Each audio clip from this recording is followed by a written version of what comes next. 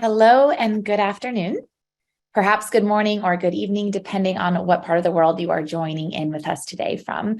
My name is Shelby, and on behalf of TWIL, I am so grateful to welcome you to today's webinar, Connecting with Others When Coping with Past Trauma.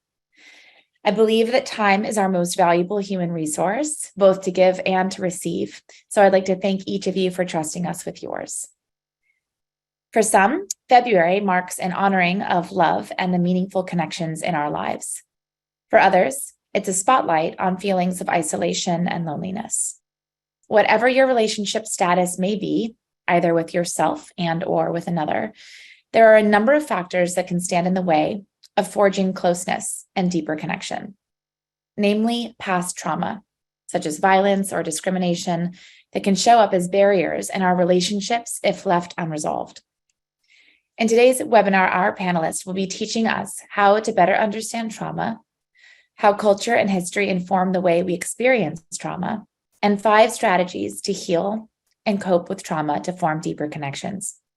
I am honored to host Dr. Anjali Ferguson, who I will be introducing in just a moment's time. While we give everyone a moment to sign in today, I would love to get to know all of you a little bit. If you'd like, please share your name and where you are calling in from in the chat. Let's take a look.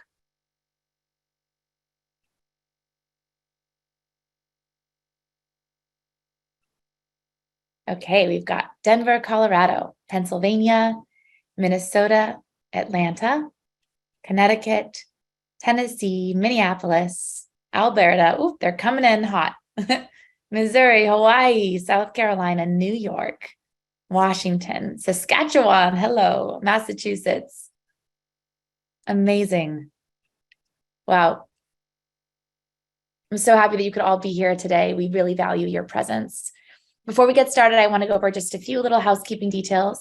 Today's webinar will be recorded and available on our content channel, The Upside, in a few days. It will also be sent to the email that you used to sign up in 1 week. Please feel free to share it with anyone who couldn't be here with us live today. We'll be opening up a Q&A at the end of today's presentation, so please stay tuned. A lot of richness there. You can go ahead and write any questions that you might have using the Q&A function at the bottom of your screens. We'll try our very best to address them all. But in the interest of time, there's a really neat upvote option. So if there's a question that you see that you'd love to see answered, give it a little thumbs up, make sure to upvote it. We will be sharing a takeaway copy of today's PowerPoint presentation. So please email team@twil.health if you'd like a separate copy or have any additional questions, and I'll pop that into the chat in just a moment. And with that, I'd like to welcome to the stage our expert today, Dr. Anjali Ferguson. Specializing in trauma-informed, culturally responsive care and parenting, Dr. Anjali Ferguson is a clinical psychologist, author, and global resource on social equity and racial trauma. Her practice and consultancy work focus on under-resourced and marginalized communities.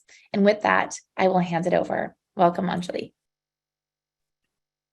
Thank you, everyone, for having me. I'm going to start sharing my screen so that you can see our presentation for today, which I'm very excited to share with you all. And thank you to TWIL for having me. I'm excited to spend this next hour with you, and I hope that you find this information meaningful. As Shelby mentioned, please think of questions that come up throughout and drop them in the chat so that once we get to the Q&A section, we'll have a ton of stuff to cover and hopefully give you some more input and insights into what you might be thinking about. So we are going to focus today a bit on trauma, but particularly how trauma presents for us in our relationship and how it might impact our functioning day to day, and how trauma can historically present for different communities and what that does for their relationships as well. So a few things that we will cover today is, what is this term trauma? It's become somewhat of a hot button topic. It's become much more mainstream in our language and discussion. But what does it actually mean? And what do we mean when we say complex trauma? What does complex trauma do for us? How does trauma impact our formation of connections and relationships? And then how prevalent is trauma in our communities and our society today? Are there disparities in trauma presentation across communities? And lastly, how do we address these social determinants of health? How does trauma impact our health? And what do we do about it? So let's start by just maintaining a foundational definition of what trauma is. So when we talk about a traumatic event, we are talking about exposure to actual or threatened death, serious injury, or sexual violence in one or more of the following ways.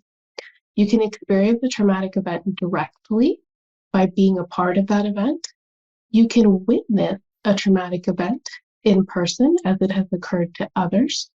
You can learn about a traumatic event that has occurred to a close friend or a loved one that can also cause a trauma response in us.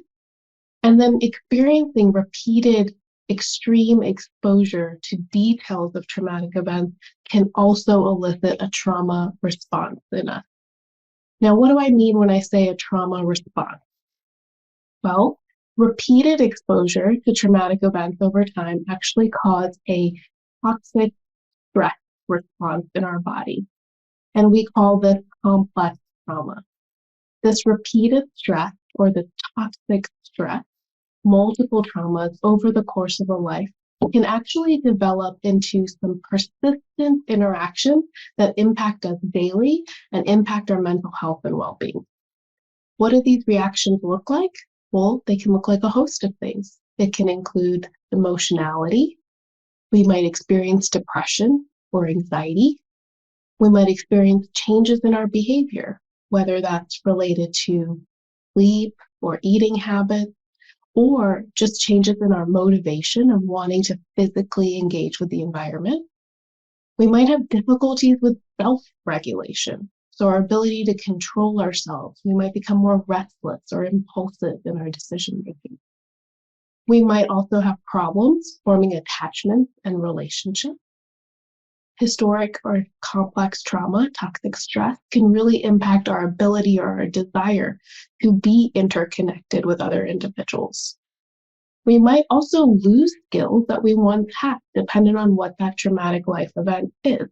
And I'll get into an example of this in a little bit, but it's not uncommon for us to see somebody experiencing toxic stress completely lose skills that they've already acquired early in life. You might also see things like academic or attentional difficulties if we're talking about trauma presentation in childhood, but you can also experience attentional and concentration difficulties in adulthood, like trouble concentrating at work, trouble completing tasks, feeling really overwhelmed.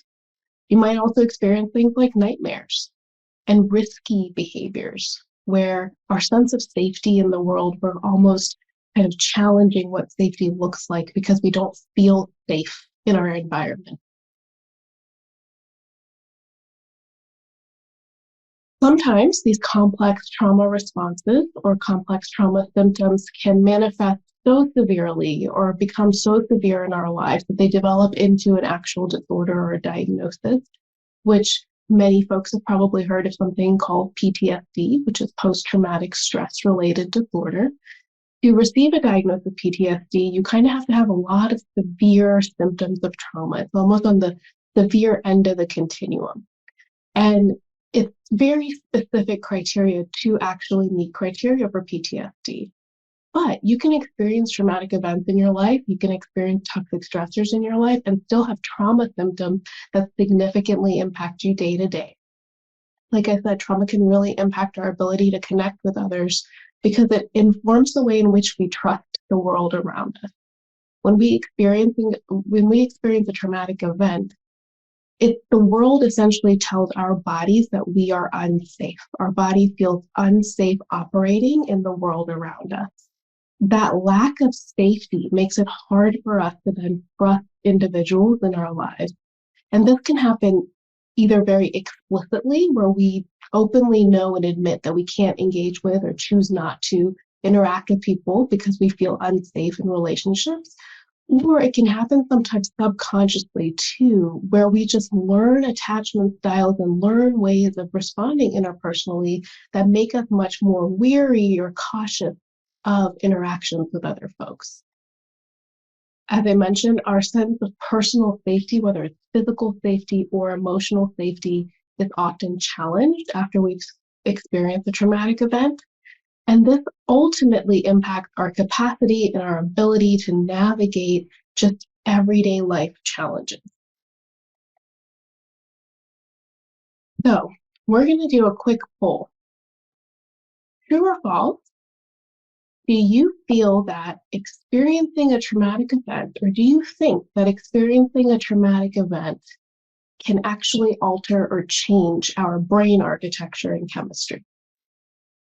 So it looks like most of you agree that you do think that experiencing a traumatic event can actually alter our brain architecture and chemistry, and you are spot on. So experiences with trauma can have neurological impact.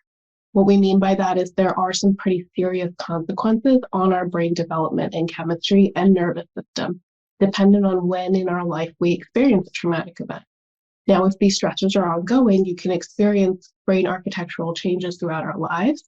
But if we experience a traumatic event early in childhood, we've known to see, we have research to show that there has been an association with a reduced size of the cortex, which is a part of the brain that is responsible for a number of things that involve developmental needs and skill development.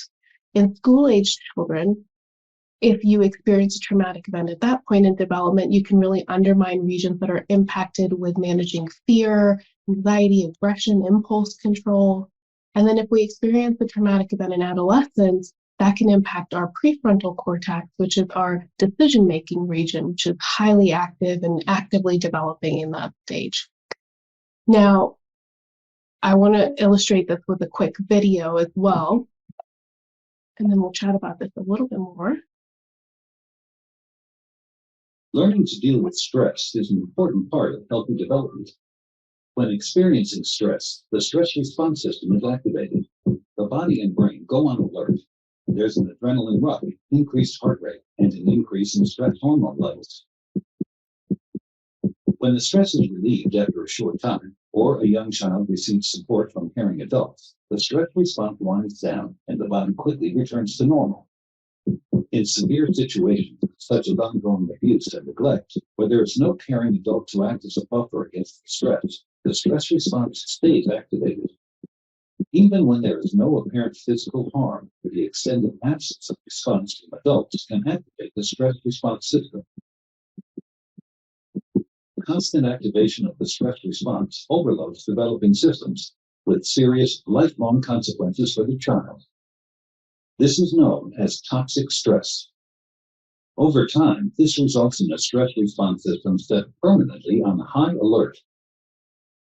In the areas of the brain dedicated to learning and reasoning, the neural connections that comprise brain architecture are weaker and fewer in number. Science shows that the prolonged activation of stress hormones in early childhood can actually reduce neural connections in these important areas of the brain at just the time when they should be growing new ones. Toxic stress can be avoided if we ensure that the environments in which children grow and develop are nurturing, stable, and engaging. So I see a great question in the chat that I think is worth pointing out and responding to right now. So I mentioned that depending on when we experience a traumatic event or when we experience toxic stress, as you saw in the video, it can really undermine brain development. So if we experience trauma in childhood, it's particularly problematic because our brains are developing, and at a time where they should be building synaptic connections, we're losing synaptic connections because of the trauma. The one thing that I love about trauma work, though, is that we are inherently resilient and we can rebuild synaptic connections with nurturing, safe environments and connection. So when we build healthy relationships, when we build safe relationships, even well into our adulthood, we can rewire our brain to rebuild connections that were lost before. So it's not an all hope is lost phenomenon, but it is something we should be paying attention to and understanding and knowing that when we talk about trauma, we're not just talking about emotions or an emotional response to something. We're talking about our whole body chemistry changing in many ways. And the other ways in which trauma can really impact us are in these 6 ways as well, among many others, but these are some of the main ways. But we talk about attachment, and when we think of attachment, we're speaking to interpersonal relationships, and that also starts in our childhood, but that experience with attachment building with our parents really informs our relationships in adulthood too. So how we were attached to our parents is kind of how we will attach to romantic relationships and friendships as we get older in life. If we've experienced unsafe attachments or traumatic events that have made us feel unsafe in interpersonal relationships, it's going to be hard for us to build good quality relationships as we get into adulthood. When it comes to biology, I mentioned the neurological impacts. There are also physical impacts of trauma on our body and our health. We're going to break this down a little bit more in a second too. But traumatic experiences and toxic stress really wear on the body over time. It puts us in this fight or flight or freeze response where you might just be on edge all the time and your body has learned to be hypervigilant. You might also see health consequences, things like inflammation and just heightened physiological difficulties as a result of just experiencing a traumatic event. Mood regulation is one that's often associated when we think of something terrible happened in our life. It can be hard for us to kind of manage and regulate our mood. And with that comes things like depression and anxiety, maybe even PTSD. Behavioral control, like I said earlier on, is our ability to kind of monitor, manage, regulate ourselves in an environment. Sometimes when we've experienced a traumatic event and environments feel unsafe, we lack that behavioral control. Lastly, or second, cognition.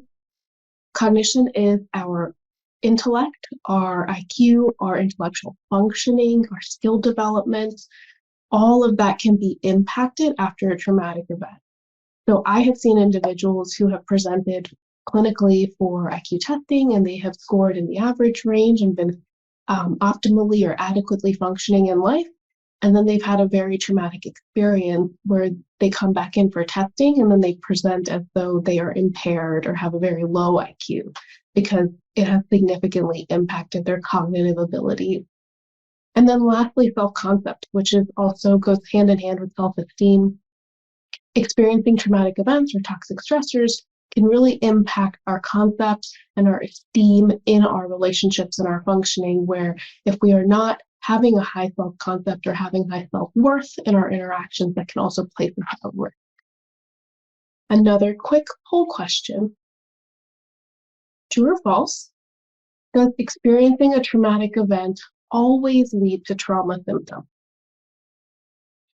So we're a bit split on this one, and that's okay. It's a little bit of a tricky question. True or false, experiencing a traumatic event does not always lead to trauma symptoms. That is correct. So not everyone who experiences the trauma has trauma symptoms because trauma is a very subjective experience. What do I mean by that? You and I can experience the same traumatic event. Let's say we both get into the same car accident. It might take me weeks, years, a long time to be able to get back into a car, let alone drive the same route that we took to get into that accident. You, on the other hand, might be able to hop back in the car the next moment and drive down the same street without a problem. Not everyone who experiences a traumatic event experiences trauma symptoms. The reason why people experience trauma symptoms is often related to a number of different things, but related to our histories, related to our resources, our individual resources, our capacities, our social networks, all of which we call resiliency factors. So it's very person-to-person dependent. When we talk about what a traumatic event might be, we often refer to 10 main things as being considered a trauma event. Those include experiences with physical, sexual, psychological abuse, neglect, family or community violence, the sudden loss of a loved one, substance use disorder, refugee or war experiences, serious accidents or life-threatening illnesses, military family-related stressors like deployment, parental incarceration, and parental mental illness. So if our parents have mental illness when we're children, that's considered a trauma. Now, what we don't often talk about as a traumatic experience, but we should be talking about a traumatic experience, are experiences with racism and discrimination, intergenerational impacts of things like enslavement and racism, and then navigating things like a disability too. And we'll talk about why we need to talk about these things more in a second. 70% of people globally experience at least one traumatic event in their lifetime. But only 6 out of 100 people develop PTSD. So if you remember, PTSD is kind of considered the more severe end of that trauma response. And while not all 70% of people develop trauma symptoms, there are still symptoms of trauma we should pay attention to. Just because we don't meet criteria for a diagnosis of trauma doesn't mean we're not struggling with the impacts of trauma. So it's important we still monitor and kind of recognize how trauma can play out for us in our lives. When it comes to people of color, like I mentioned, we don't often think of things like discrimination and racism as trauma, but there is more evidence now that we should be thinking that way. People of color report on average 5 or more microaggressions or race-related distress, which is a toxic stress, daily. And only 31% of Black and Latina individuals and 22% of Asian individuals receive any type of mental health care when they present with mental illness, which is a concern when we're talking about disproportionality of access and care, when we know that people of color are experiencing, on average, more daily toxic stress. So remember when I mentioned that there are health outcomes associated with trauma.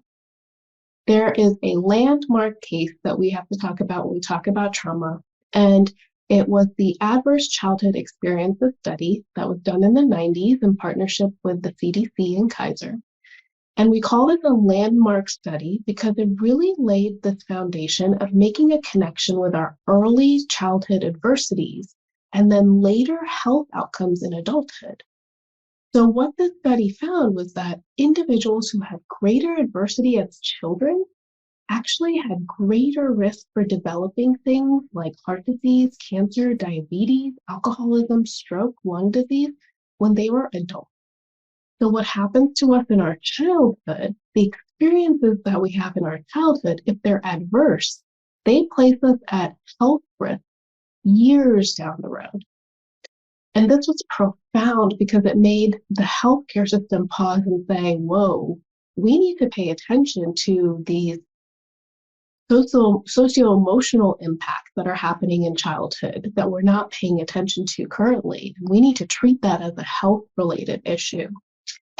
Why it's super concerning is what they found was that if an individual scored a 4 or more on the ACEs, now the ACEs they measured with those 10 experiences of trauma that I told you about, if you responded as having 4 or more of those experiences in your childhood, your lifespan was shortened by 20 years. So again, a huge health disparity later in adulthood based off of traumatic experiences that happened to us in childhood. The other really important thing for us to think about is that many times when we're talking about trauma or traumatic experiences or people who tend to experience trauma more often than others, is that it doesn't happen in a vacuum. There are several other factors that add to the complexity of how trauma can present and add to the complexity of how we intervene with this type of stress. And those additional factors include things like poverty places individuals at greater risk, discrimination, like I said, sometimes separation from family in childhood, frequent moves, work or academic problems, grief and loss. All of those things can make it particularly challenging to intervene and particularly challenging to sometimes even identify trauma as being the underlying factor. So when we talk about disparity, I had mentioned that people of color experience that daily toxic stress. What we see is that even in our welfare settings, statistically, individuals of color, particularly Black and Indigenous people in this country, are disproportionately represented in welfare settings. So what that means is that when you look at our statistics nationally, this is related to child abuse and neglect, Black and Indigenous children are overrepresented in welfare settings. So you'll see those bars being higher for those groups.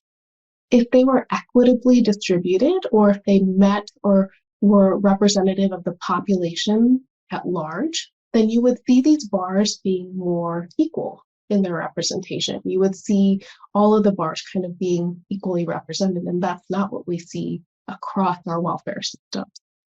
So we have to ask ourselves why this disparity exists. And a group out in Philadelphia acknowledged this and said, hey, hold on. The original ACEs was great. The study that was done in the 90s, fantastic that it's making us pay attention to these issues, but there is a concern with the participants that were a part of that study. So the participants of the original ACE study were primarily white, college educated, middle income, and this group in Philadelphia recognized that that doesn't actually represent their population or their communities in Philadelphia. Their communities, a quarter lived in poverty, 7 in 10 adults experienced at least one ACE in their lifetime, 1 in 5 experienced 4 or more. And they felt like there were these other factors we just weren't taking into account when we were talking about trauma, to include things like witnessing violence, living in foster care, bullying, experiences with racism and discrimination, and feeling unsafe in their neighborhood. So they created an additional set of ACEs called the Philadelphia ACEs, or the race-based ACEs, and they found that 40% of Philadelphians had experienced 4 or more of those expanded stressors. So if you remember that magic number 4 I told you about as being problematic when it comes to health outcomes and life expectancy, 4 or more of their 40% of their population experienced 4 or more of these expanded stressors. And we are completely missing it from an intervention standpoint. So when I talk about intervention or mental health care, many times clinicians are not asking about these types of experiences or what discrimination does in terms of a toxic stress response. And by not doing that, we are ignoring a large part of the puzzle for many minoritized individuals. And it's important for us to consider because none of us operate in vacuums. When we treat people, think of when you go to the doctor, it's you and the doctor, but what brings you into the doctor, what brings you into a mental health clinician's office is a number of things in your life that have impacted who you are as a person. And you don't operate in just silos. We've got our families that impact us, work and school and social networks impact us, and then ultimately our culture and our systems impact how our mental health and how we respond to trauma. And we have to be more mindful and cognizant of that as we face and understand what trauma looks like in different communities. So one more poll for you all. True or false? Trauma can be passed on through our genetics. All right. So the majority of you agree, and you're correct. Trauma can be passed on through our genetics. And that is what we call intergenerational trauma. Intergenerational trauma has also become much more of a hot button or mainstream topic these last several years, but what does it actually mean? So the research around intergenerational trauma actually started with Holocaust survivors. And what they found was that children of Holocaust survivors, so people who had never directly experienced the trauma of the Holocaust, children of Holocaust survivors had heightened rates of anxiety, depression, and PTSD in themselves. They started to expand this a little bit more and conduct some additional studies. And what they found were that there were genetic stress markers generations later from the children of survivors of the Holocaust. And they found similar patterns in Indigenous and Native communities in this country, where there are these stress markers in our genes based off of what happened to our communities and our families historically. Similar patterns are being examined in Black communities related to enslavement, and there are additional impacts of what intergenerational trauma does. So not only is it impacting our genetics and how we process and manage and handle stress. So again, when you think of stress, how our body responds to stress, that places us at risk for health outcomes. You think of physical health disparities in a lot of these communities, which could be informed by intergenerational trauma. Then there are also these direct and indirect ways we choose to interact with the world too, because of the trauma that we've experienced. So with Black communities, there are these direct effects of maybe maintaining silence in certain spaces to be self-preserving and protective. Indirectly, they might experience greater rates of poverty, greater work burdens, which then compromises ability to be involved parenting-wise. And that gets passed on generationally because of a lack of resources and a lack of change in systems as well. And these types of traumas then cause us to have to develop a resiliency response, because many of these communities are inherently resilient. They exist today because they're inherently resilient, and they've had to grow to be so. And one of the methods that Black communities kind of operate from is these survival messages that get passed on generation to generation. You might have heard of the talk that Black families have to undergo with their children. I am the mom of a Black child. It's conversations that we will be having as he gets older. But these messages of how and when our children enter the world, they will be inevitably faced with discrimination and systemic racism, and how they should operate in preparation for that, what they should do when they encounter that to keep themselves safe. Those are considered survival messages. Sometimes these survival messages also permeate into healthcare, which can then impact how communities feel in terms of safety in different settings. So there might be a fear of personally disclosing too much information because we might mistrust providers or mistrust environments, because historically, these communities have been taken advantage of in various ways that tend to perpetuate the trauma and stress response. So to illustrate this just a little bit more, how intergenerational trauma has actually evolved for these two specific communities, when we think of Native or Indigenous communities, their experiences with colonization informs how they were parenting or how they responded interpersonally or in their relationship building, which then, when they were moved to reservations, that also continues to impact their mental health and how they're responding to the world around them. Then with boarding schools, and then now again, current practices and mental health outcomes. Similarly for Black communities, enslavement, then Jim Crow, now mass incarceration and this preschool to prison pipeline, which is now impacting current parenting strategies for mental health outcomes for these communities.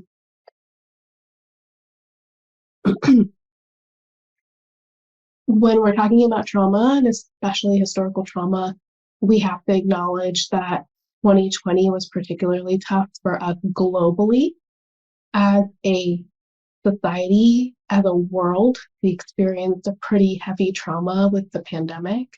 And then we also had a bit of a reawakening of our civil rights movement with exposure to Black lives, much more accessibly and visibly, which ignited some response, but also led to significant mental health outcomes for Black communities. So we have a huge rise in depression and anxiety in Black youth due to exposures of these racial violence videos, and continuing wearing down of racial trauma effects because of 2020. Like I mentioned, there's also this history of mistrust in just the systems around us. Historically, there have been things that have been done to certain communities that have been exploitative in their roots. If we think of things like medical experimentation of enslaved individuals, things like the Tuskegee syphilis study, or even Henrietta Lacks. I am based out of Richmond, Virginia, and not too long ago, we actually found graves of formerly enslaved individuals under our hospital system here. And it was then discovered that those bodies were used for medical experimentation by our health system, and those bodies were either grave robbed or people were kidnapped and then exploited in those ways. So there's a huge mistrust within our Black community in Richmond and our healthcare system here, which makes it tough to then intervene when it comes to healthcare recommendations, and in building trust. That responsibility falls on us as providers to reconcile and relearn and repair the harm that has been done historically. these types of prejudice and discrimination remain pretty embedded in our system. So if I'm speaking to healthcare still, there was a study that was published in an academic journal that teaches doctors on how to operate or work with people of color, where the study said that Black people experience pain differently. And that is just factually untrue.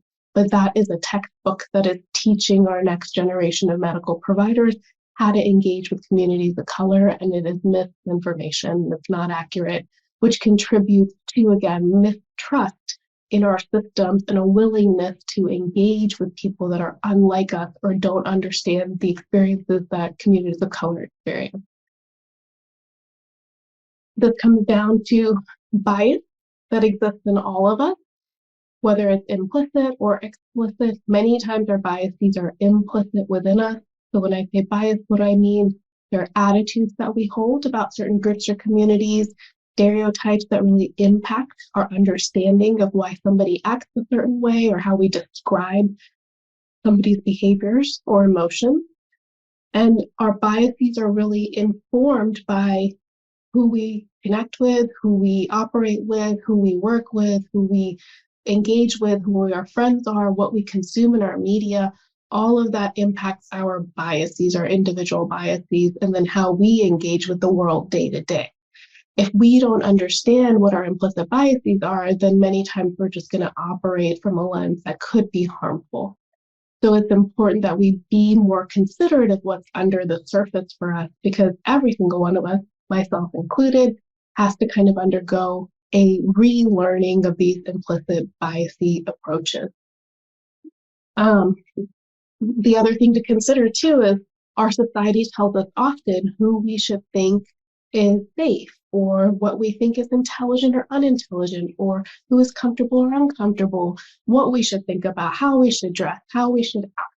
So we should be really cognizant of just filtering this and monitoring this so that we are much more prepared to enter relationships with empathy and openness. That is our individual work that we can do to kind of heal from and rework some of the systemic traumas that we all experience. So in terms of the spaces that I operate in mental health-wise, there's a long way for us to go with literature and practice, because many times when we're talking about culture and disparity, there isn't a ton of research that really acknowledges cultural responsive care, or how we build humility into our practices or our mental health practices in general. Much of our research has traditionally ignored culture, and if they do look at culture, what you'll see in the statistics is that we control for culture by using either white-only samples, like you saw with the original ACE study, or we don't report ethnicity at all, or you'll see something like we call ethnic lumping, where we'll say white and non-white are comparison groups, which is making the white group the baseline group or the standard of health, when we know that what works for one group is not going to always work for the next group. So it's important that we be much more nuanced in our examination. It's also really important that we pay attention to who's writing our intervention, who's writing our assessments, who is writing the literature around what healthy is, what mental health and wellness is. Because if you look at who's doing that and who has done that historically, it's not often people of color. It's usually representative of perspectives of a singular group, and it's pretty Eurocentric in the ideology. So I talked about that a little bit, so we'll jump to intersectionality really quick.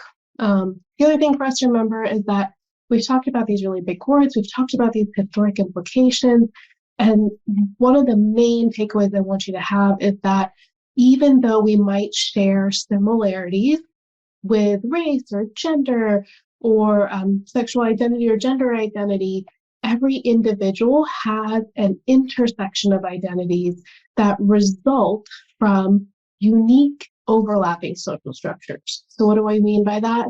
No one social structure defines any of us. So race alone doesn't define who we are, Gender or sex alone doesn't define who we are. Religion alone, socioeconomic status, none of those things alone define who we are. We're an intersection of all of those things. So while I might share an identity with somebody, there might also be significant differences in our lived experiences, which then also impact how we recover from and how we heal from traumatic experiences, are those nuances and the intersectionalities in each of our identities. So what should we do to kind of start the trauma healing process? Or what do we want to look for if you're considering connecting with a mental health provider who could help you through this process? We want to be trauma informed in our practice, which is first and foremost recognizing that trauma has impacts, and it impacts us in very significant ways, and understanding how all of the different presentations can present for a certain individual. We want to then help a client or an individual feel safe. And we want that individual to understand and then manage the overwhelming emotions that come up with recognizing that trauma has happened in their life. Because one of the first and foremost things we have to do is name the trauma. We have to call it what it is. It gives us more control, gives us ownership on the experience, which kind of kickstarts our healing process. But with that also comes overwhelming emotions, and that's where it's really helpful to have some support in navigating that. We also want folks to then learn more appropriate or those resilient ways of operating instead of the more problematic behaviors that could result from learning about or exploring or understanding our trauma. We want folks to identify their strengths. All of us are resilient. We all have strengths, every single one of us. We have to learn to focus in on and hone those strengths to help promote our mental health and well-being. We want to advocate for ourselves and any individual we know that's experiencing traumatic events. And if we're being an advocate, making sure we're taking care of ourselves through the process. When we're talking about racial trauma or marginalized trauma, we also have to help individuals realize that their experiences with racism or discrimination or those devaluations of somebody's self-esteem and self-worth are not related to them as an individual, but help them connect it to the systems around them, which then better helps them channel effective change by removing, again, the impacts or the internalization of the systems on themselves and the individual, and helping them understand that those are products of the system, not them. And lastly, when it comes to addressing social determinants of health, there are 5 A's that we consider when we are talking about this from a mental health care standpoint, or as a clinician, what my responsibility is. It's important for me to become, again, aware of these experiences for marginalized communities, especially. I then have to adjust my care. I have to be the one who's making adjustments in my schedule or my work or the way in which I talk about things.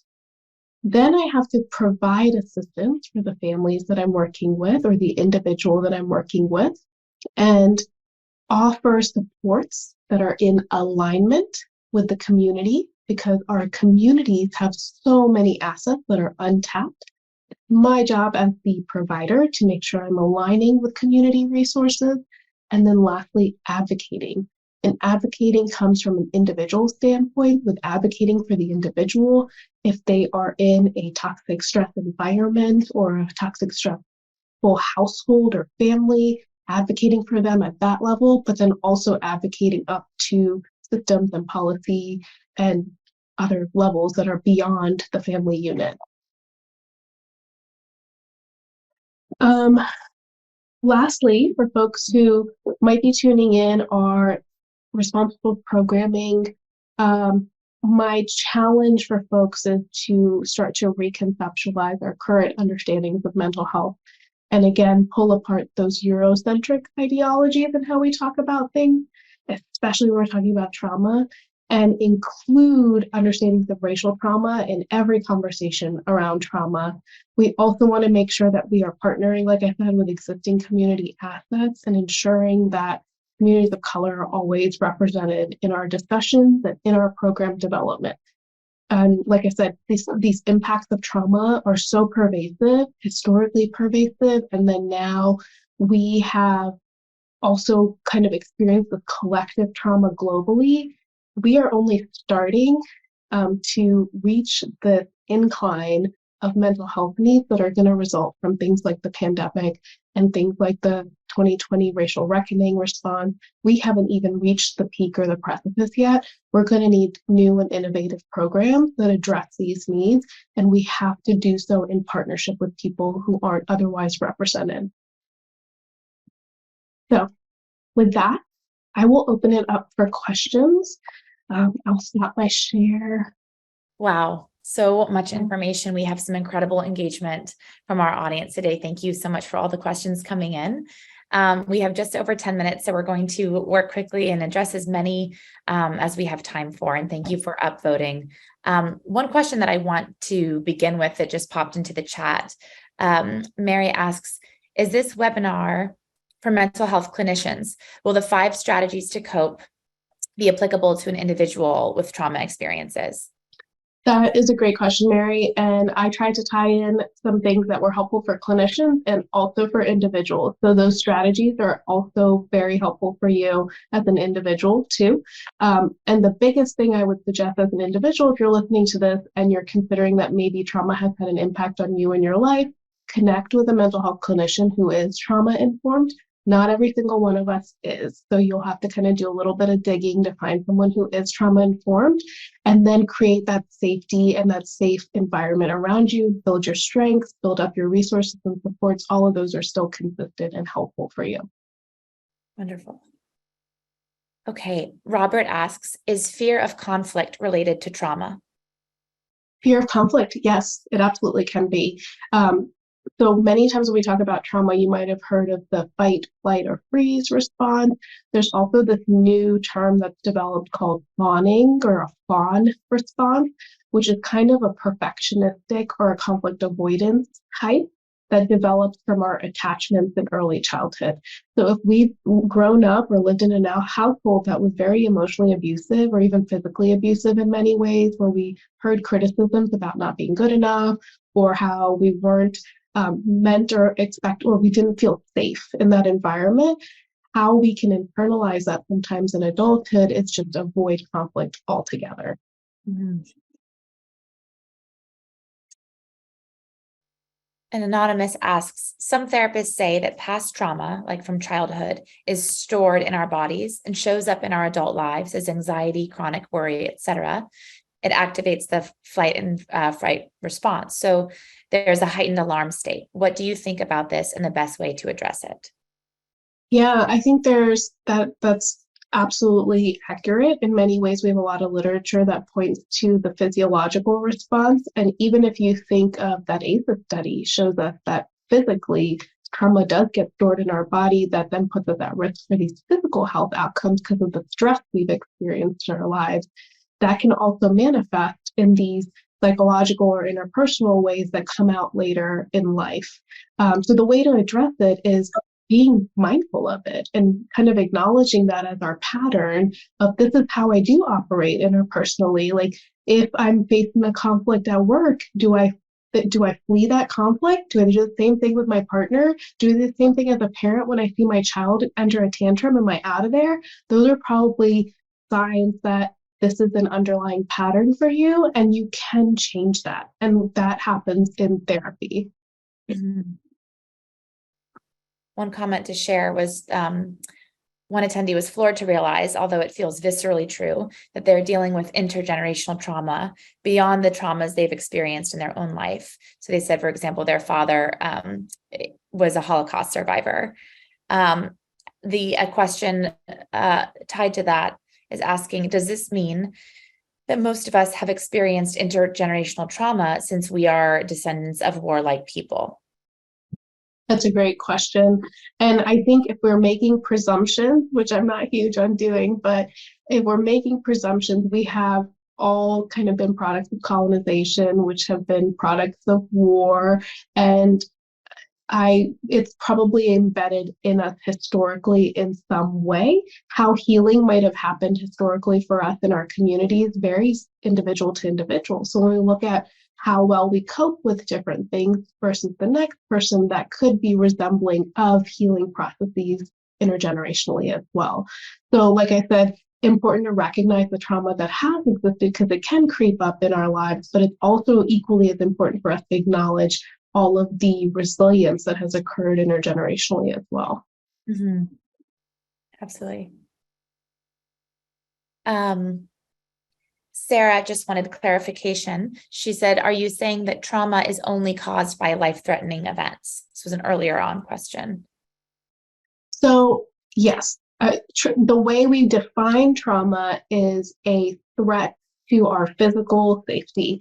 And you can either experience that directly, so you yourself can experience it, but even hearing about a trauma, or like I said, with the rise of social media and our exposure to things like police brutality videos, those are also traumatic experiences. Watching it happen to another individual also impacts our sense of safety in the world.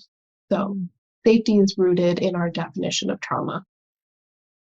Thank you for that. Elsa asks, what exactly is the difference between trauma and PTSD? Mm-hmm. PTSD is a disorder or a diagnosis that we provide for individuals who've experienced severe complex trauma to where it's manifested in a way that it operates or it impacts all aspects of somebody's functioning. So for example, to meet criteria for PTSD, you have to have things like recurrent nightmares of the trauma. You have to have significant impact in your inability to function at work or school. Those are on the severe end of the spectrum of trauma symptoms. So that's how they meet criteria for PTSD specifically. You can almost think of it as, again, a more severe definition. But you can still experience symptoms of trauma and not meet criteria for PTSD because our criteria are so rigid in what we mean when we say PTSD. Okay, thank you for clarifying that. Okay, Donna shares, her question is about intergenerational trauma and adoption. She says, my daughter's birth mom experienced trauma in her young life as a citizen of a war-torn country. She came to Canada as a refugee when she was pregnant with my daughter. We have an open adoption and a wonderful relationship with her. Could my daughter experience intergenerational trauma being raised by an adoptive mom? She and her birth mom are close. Absolutely. If she was pregnant while fleeing such a toxic, stressful event, that could have significant impacts in utero. We've got some research on that, documentation of that. But again, the important thing to remember in it all is that the nurturing, safe environment that the child grows up in is ultimately the most important thing. So if you are providing that safety, you are rebuilding any connections that may have theoretically been lost. Wow. Okay, Anonymous asks, what recommendations do you have for managing day-to-day life when you're in therapy but not yet seeing results? How can you fake it while you work on a solution? Yeah, it's funny because faking it is actually one of the best ways to kickstart the healing process. We call that behavioral activation. So it takes us a while sometimes to see results in therapy because we are working on stuff that has taken a while to get us here, right? We've got so much history, we're unpacking a lot. And what our body sometimes needs is for us to trick it into thinking we are moving and grooving and finding ways to operate in the world, and our mood starts to catch up with it. So there's a lot of literature on if you just get up and move when you're depressed or you're experiencing anxiety, if you do physical activity, like get up and go for a walk or do things that you used to enjoy that maybe you're not doing anymore, just going through those motions actually starts to retrain your brain to experience pleasure and rebuild your mental health that way. So my recommendation is kind of look back on things you used to find joy in, find things that you can build into your schedule and prioritize moments of joy in your life and force yourself to go and do them, even if you don't want to. Wonderful. In the interest of time, I'm going to combine two questions. So Claudia asks, she says, I'm hoping that you'll be giving us avenues to take to get support, treatment, help with how to address the emotional and mental toxicity born of multiple traumas throughout my life. I've had trouble figuring out where to go, what sort of counseling to pursue, and definitely need help. Another anonymous attendee asks if it's suitable care is one-on-one or group or both. You've spoken a bit to the importance of having a trauma-informed therapist, so maybe just some little reminders of things you've shared. Absolutely. If you're looking for resources, a great one is the National Child Traumatic Stress Network. They house a lot of trauma resources, from just fact sheets to tips to coping skills. You can find everything there. And that I suggest the National Child Traumatic Stress Network, because it addresses trauma in childhood, but also has resources up through adulthood across the lifespan. The other thing is that many times, because of how we do intervention in this country, is we do it on an individual basis, which is really important for us to be able to kind of tell our trauma narratives, work through that, find somebody who understands that. But the way in which we actually heal from trauma is through community. And we don't do a great job of building our communities around us. And so many of us have gone through many of these experiences that are really toxically stressful. Finding community is so healing. So you can do that in so many ways these days. There are a lot of great social media and internet available groups and sites where people share lived experiences with you. There are also really great group therapy resources these days, if that's the route you'd like to take. And then again, just finding communities that share values that you do can help you feel seen and validated as well. So I would say it's a two-pronged approach for sure, where you're working on your individual self, but also building your social capital at the same time. Wonderful. Can you repeat once more? Is it National Child Trauma Support? National Child Traumatic Stress Network. Traumatic stress. I'm going to pop this into the chat for everybody. Wonderful. Wow. Wow. Okay. Lots covered today. Thank you so much, Dr. Ferguson, for shedding such an educating light on what can often feel like a very dark subject matter and human experience. I think that there's such strength in knowledge, and having the tools to navigate these life trials can be very empowering. And from our audience's engagement and thoughtful questions, I can tell how broadly and yet very personally your work, research, and counsel resonates. If anyone would like more content from the Upside on forging stronger connections, I've just popped a few links into the chat. Beyond that, on behalf of TWIL, I'd like to extend our sincere appreciation to each of you for spending time with us here today learning. We hope that you enjoyed it. Please be sure to tune in for next month's webinar, 7 Types of Rest to Fight Fatigue, which is open now for registration on our content channel, The Upside. Thank you all so much for coming. Please continue to invest in your well-being and take care. Be well. Thank you. Thank you.